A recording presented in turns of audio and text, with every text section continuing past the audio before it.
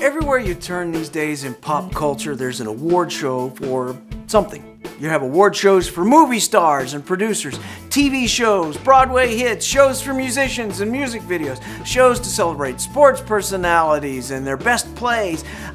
I recently discovered there are even shows to honor YouTube celebrities and musicians. Okay, let's be honest. Many of these people should be honored. They're the best in their fields and they've accomplished some pretty remarkable things in the past year. But it could be this award show culture can give the wrong message to our kids, that honor is only showed for what you do and not for who you are. Chances are if you have kids in sports or competitions of any kind, you have a growing collection of these things. Ribbons and medals, sashes, badges, certificates, trophies, plaques. Some hang on our walls or sit propped up on shelves somewhere. Others get stuffed into a drawer and eventually thrown out. They were so important when they first came into our homes, but at some point they just lost their value. Trophies can only mean so much because honor has a deeper meaning. Honor is letting someone know you see how valuable they really are. Now, did you catch that? People should not just be honored because of what they do. They should primarily be honored because of who they are. Your stuff will lose value over time, but not people. At its core, honor is seeing people the way God sees people. We're naturally wired to put ourselves first, but honor is just the opposite of self-centeredness. It is something that flows from your relationship with God. People start showing honor when they understand those around them were created by God. In a sense, one of the best ways we can honor God is by honoring those who reflect the image of God. Maybe that's why Romans 12:10 says, "Love one another deeply, honor others more than yourselves."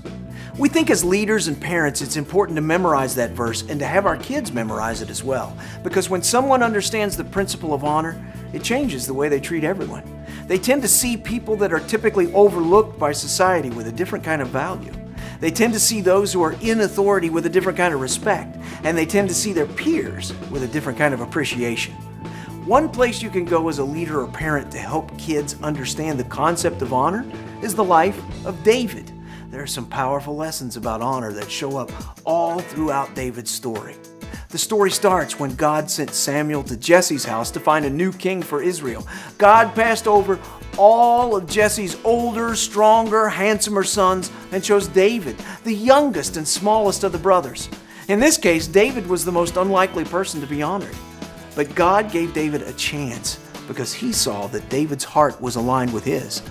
And that was more important than the outward appearance. We hope kids will learn that they can honor others by giving them a chance. In week 2, we'll discover that after David was anointed king, something incredible happened.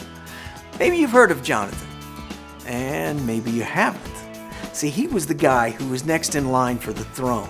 He could have been jealous or threatened by David's military victories and his growing popularity. He could have fought for what was rightfully his, but he didn't. There's a famous scene where Jonathan, in an ultimate act of honor and loyalty, gave David his robe, his sword, and his bow. And David, in return, makes a unique promise to always look out for Jonathan and his family, even though they could be a threat to his kingdom. Why?